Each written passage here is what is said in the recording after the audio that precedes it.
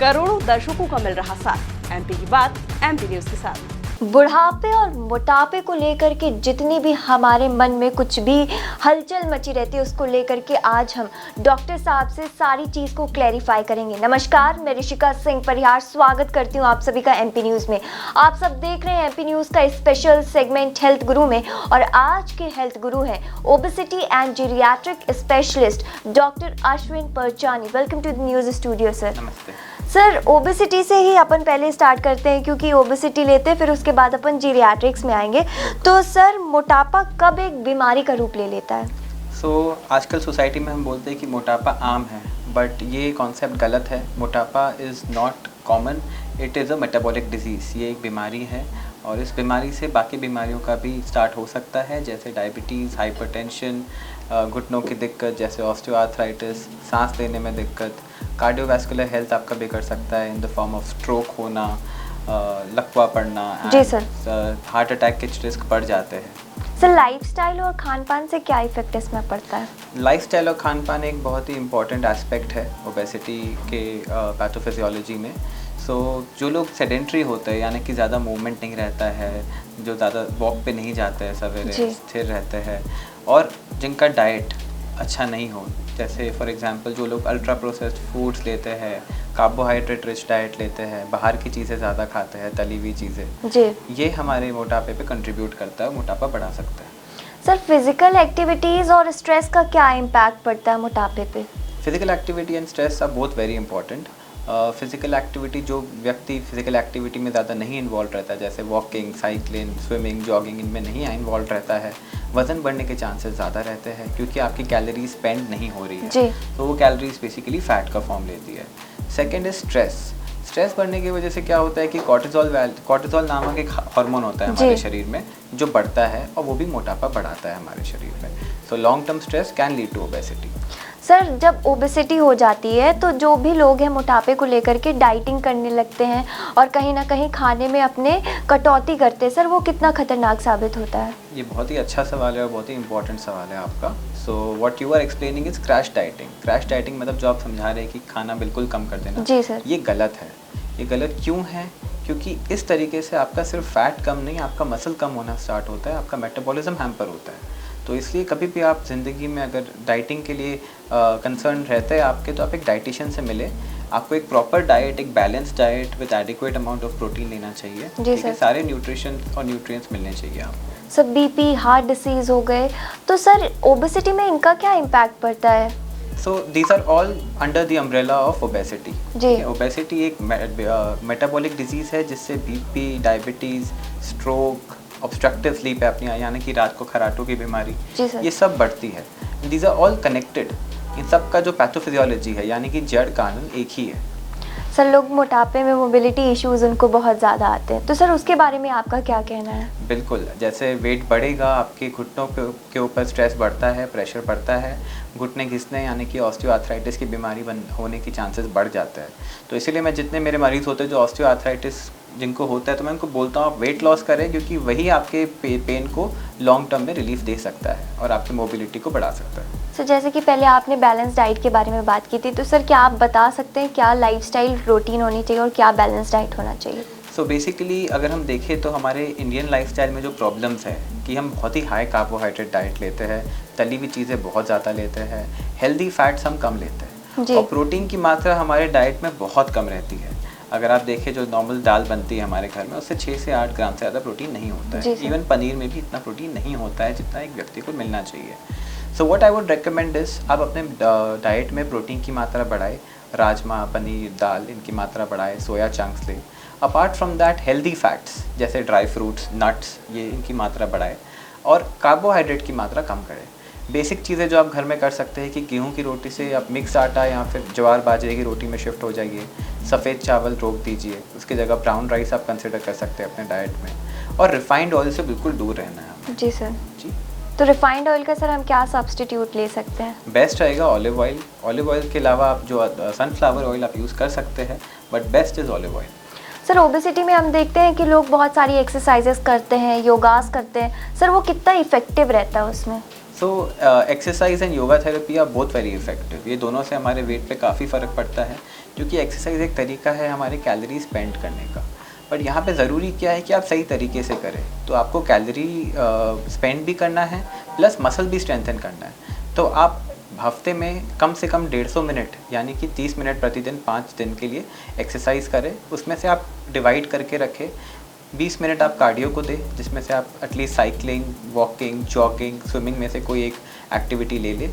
बाकी का जो टाइम है आप स्ट्रेंथ ट्रेनिंग पे ध्यान दें, यानी कि मसल बिल्डिंग पे। सर मोटापे को लेकर के अब हम देखते हैं कि सर्जरीज़ होती हैं और मेडिसिन भी आते हैं, लोग लेते हैं सर, तो वो कौन सी ऐसी सर्जरीज़ और मेडिसिन है जो वो लेते हैं?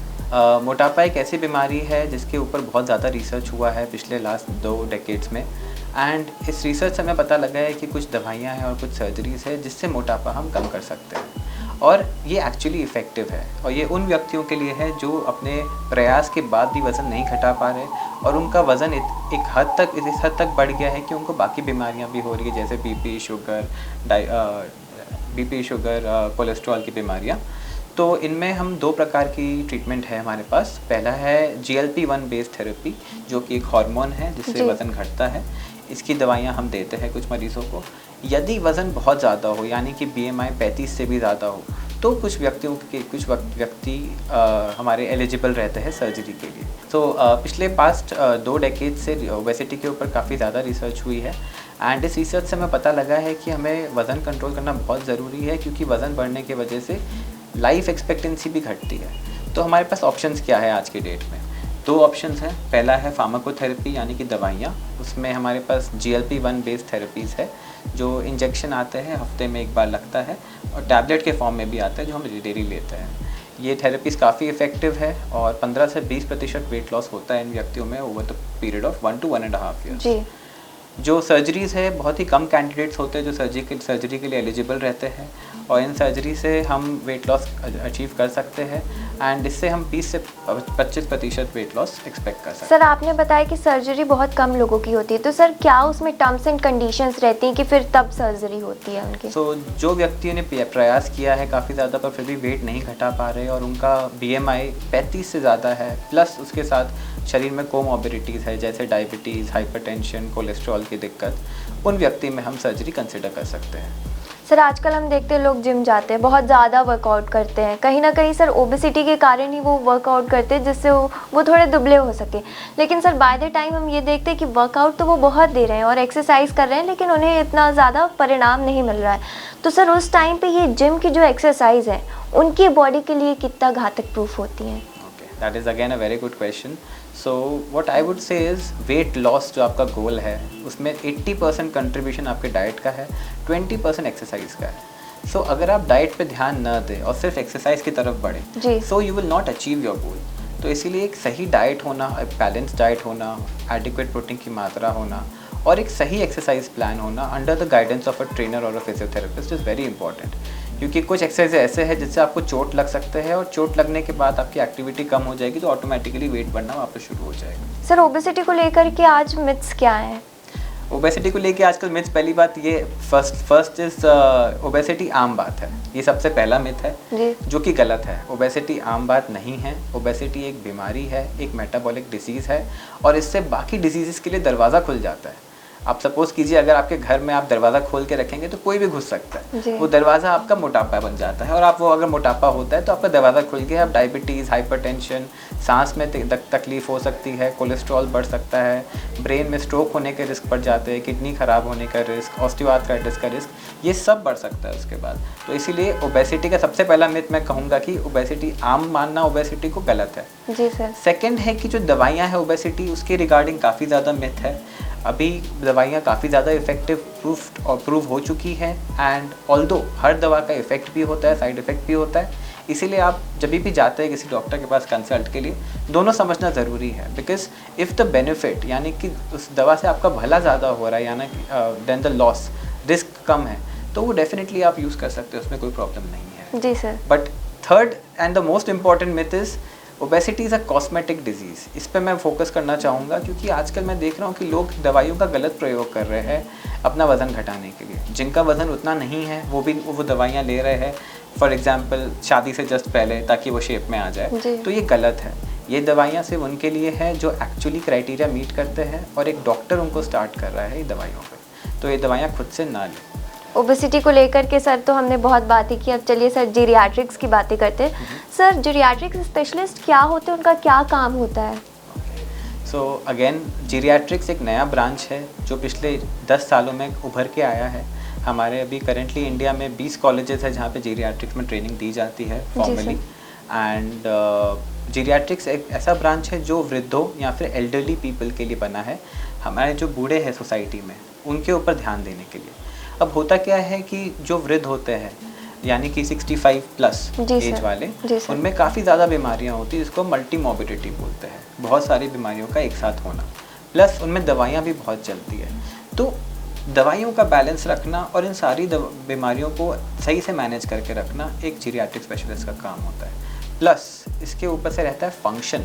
एक एल्डरली या फिर एक बूढ़े मरीज़ के लिए उनका independence of life and quality of life बहुत इंपॉर्टेंट है, तो इसीलिए उस चीज़ को बरकरार रखने के लिए एक जीरियाट्रिक स्पेशलिस्ट अपना काम करता है। सर आपने बताया कि जब हम बुढ़ापे के उसमें आ जाते हैं, बुज़ुर्ग हो जाते हैं, उसके बाद हमें बहुत सारी बीमारियां अंदर आती हैं।